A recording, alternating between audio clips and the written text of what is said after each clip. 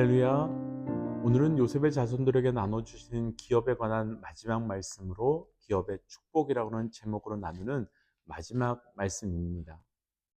우리 믿음의 동역자들께서도 경험해 보신 일이 있을 것 같은데, 저는 어떤 선물을 할 때 가능한 그 선물에 어떤 의미를 담아서 선물을 하려고 합니다. 그래서 때로는 그 선물이 보기에는 과해 보일 수도 있고, 또 때로는 그 선물이 하찮아 보이기도 합니다.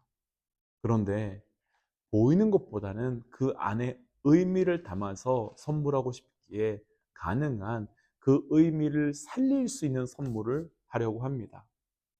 그런데 오래전에 제가 어떤 분에게 선물을 드렸는데, 그 선물이 다시 돌아서 저에게 오는 일이 있었습니다. 제가 어떤 분에게 작지만 큰 의미가 있는 선물을 했는데, 아마도 그분은 그 선물이 하찮아 보였던 것 같습니다. 그래서 그분이 어떤 분에게 그것을 주셨는데, 그것을 받은 분은 또 자기한테 필요 없다며 저에게 주신 거였습니다. 마음이 씁쓸하긴 했지만, 그보다 제가 드린 메시지를 이해하지 못하셨음이 참 아쉬웠습니다. 그리고 바로 오늘 말씀에 이런 사건이 등장하는데, 먼저 축복하기는 하나님께서 우리에게 주신 기업과 사건에 대한 메시지를 온전히 분별하고, 그래서 그 메시지 앞에 반응할 수 있는 영적 은혜가 있기를 주의 이름으로 축복합니다. 기업의 축복, 오늘 본문의 14절과 15절 말씀 함께 읽어보겠습니다. 14절 15절입니다.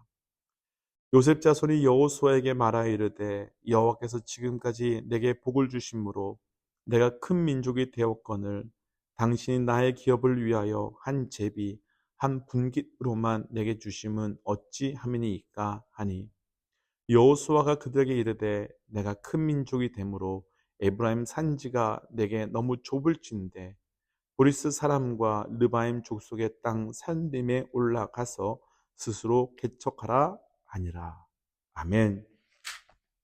오늘 말씀은 서론에서 나누었지만 화요일부터 시작된 요셉 자손에게 주시는 기업에 대한 말씀이 마지막 내용입니다. 저희가 자세하게 지도를 통해서 보지 못했지만 그 내용만 보더라도 하나님께서 요셉 자손에게 주신 그 기업의 양은 어마어마한 양이었습니다.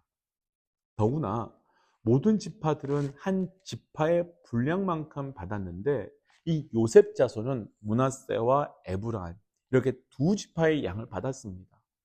곧 다른 지파보다 두 배나 더 많이 받고 뿐만 아니라 화요일 말씀에서도 나누었지만 12지파에서 순서로 본다면 거의 막내에 가까운 요셉 자손이 유다 지파 바로 다음에 받을 정도로 많은 특혜와 혜택을 누렸습니다.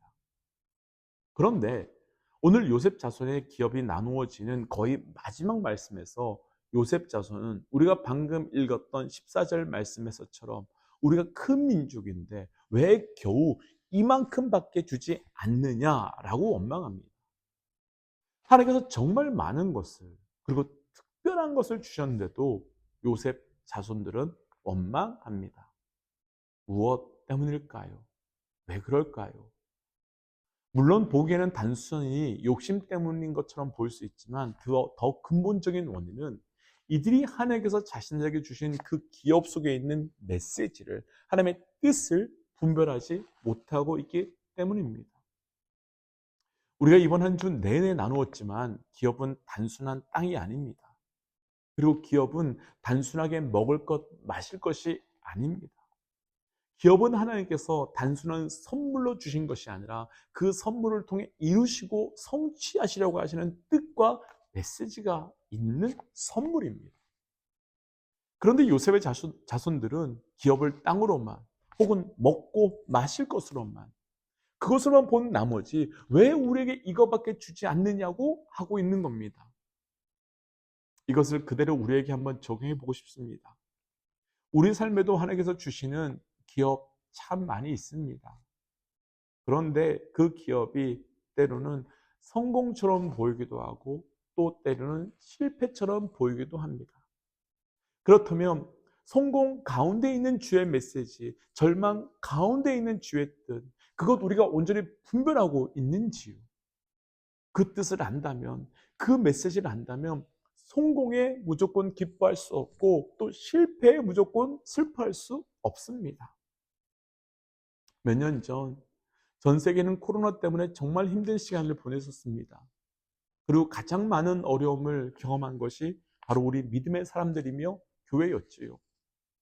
그런데 그 코로나 이후에 거의 모든 교회와 목회자들에게 나오는 이야기 중에 한 가지가 와, 이제 너무 좋은 핑계가 하나 생겼다라는 말들이었습니다. 다들 기억하시겠지만 코로나 때 예배의 자리가 코로나를 퍼뜨리는 숙주처럼 생각이 되어서 이것저것 다 하면서도 예배의 자리를 멈추고 떠나는 것은 어쩔 수 없는 것처럼 받아들여졌던 적이 있었습니다.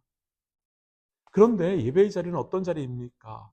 예배는 바로 하나님의 임재를 회복하고 하나님의 얼굴을 경험하는 가장 본질적인 위로의 장소, 시간입니다. 아시는 것처럼 예배의 장소는 과거 지성소의 자리로 죄가 있는 자가 들어갔다면 죽을 수밖에 없는 자리였는데 십자가 사건에서 성소의 휘장이 찢어지면서 이제는 어떤 상태로 들어와도 편안하게 예배할 수 있게 되었습니다.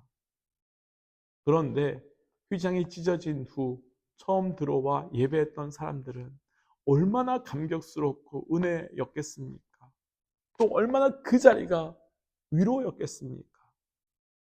그런데 어느 순간부터 십자가가 아니면 올 수 없었던 이 자리가 익숙해지면서 더 이상 예배가 나 같은 죄인이 하나님의 얼굴을 대면해도 죽지 않는다는 은혜, 그 은혜의 자리가, 그 은혜가 사라지고 오히려 귀찮고 아까운 낭비처럼 느껴지는 시간과 장소가 되었고, 이사야 1장의 말씀처럼 성소의 마당만 밟고 가는 것 같은 상태가 되어버렸습니다. 곧 오랫동안 우리는 예배에서 하나님의 얼굴을 대면하고는 크고 중요한 위로를 잃어버리며 살았고, 그래서 마치 하나님께서 코로나를 통해서 하나님의 얼굴을 대면하는 예배를 할 수 없을 때가 얼마나 힘든지, 또 반대로 예배에서 하나님의 얼굴을 회복하는 것이 얼마나 큰 위로인지를 회복시켜 주시기 위해서 우리에게 허락하신 고난처럼 경험되었습니다. 그런데 문제는 마음대로 드릴 수 없는 상황에서 마음껏 드릴 수 있었던 때가 얼마나 큰 축복이었는지를 기억하며 마음대로 드릴 수 없는 이때 그나마 예배 드림을 위로로 경험하는 것이 아니라 마음대로 드릴 수 없는 그때를 오히려 기회 삼아 마음껏 편안하게 예배의 자리를 떠나버리게 되었고, 또다시 마음껏 예배 드릴 수 있는 때가 되었음에도 불구하고 예배 드림을 너무 가벼이 쉽게 포기하고 떠나고 있다는 것입니다. 왜? 무엇 때문이겠습니까? 하나님께서 주신 은혜 속에 있는 메시지를 온전히 분별하지 못했기 때문입니다. 그럼 오늘 말씀으로 다시 돌아와 본다면 요셉의 족속은 기업을 받았습니다. 그런데 그 기업을 기반으로 개척에 대한 두려움을 이미 주신 엄청난 기업을 증거로 삼아 올라가라고 주시는 메시지였는데 이들은 이미 주신 기업에 대한 메시지를 분별하지 못함으로 올라가지 못하고 있었습니다. 믿음의 동역자 여러분, 하나님께서 우리에게 주신 기업 안에 메시지를 잘 분별하시기를 도전합니다. 그리고 그 기업을 누리시는 데에서 끝나시는 것이 아니라 기업을 통해서 주시는 다음에 그 메시지를 통하여 반응하시기를 도전합니다. 그러지 못한다면 하나님께서 우리에게 주신 그 기업은 우리에게 오히려 축복이 아니라 우리를 넘어뜨리는 걸림돌이 될 수 있기 때문입니다. 오늘 하루 하나님께서 주신 그 기업의 메시지를 분별하고 그를 통해 한 걸음 더 나아가고 한 걸음 더 올라갈 수 있는 영적 결단이 있으시기를 주의 이름으로 도전합니다. 함께 기도하겠습니다.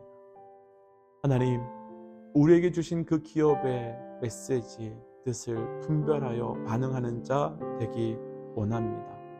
그것을 주신 이유를 알고 반응하게 하여 주시고 그것을 주신 이유를 알고 살게 하여 주옵소서. 이 모든 말씀 예수님 이름으로 기도하였습니다. 아멘. 믿음의 동역자 여러분, 하나님께서 우리에게 주신 그 기업의 뜻, 섭리, 메시지 잘 분별하셔야 합니다. 오늘 하루가 그래서 한 걸음 더 나아갈 수 있기를 주의 이름으로 도전합니다. 함께 선포하고 삶의 자리로 또 돌아가지요. 함께 선포하겠습니다. 하나님은 살아계십니다. 아멘. 승리하십시오. 함께 기도하겠습니다.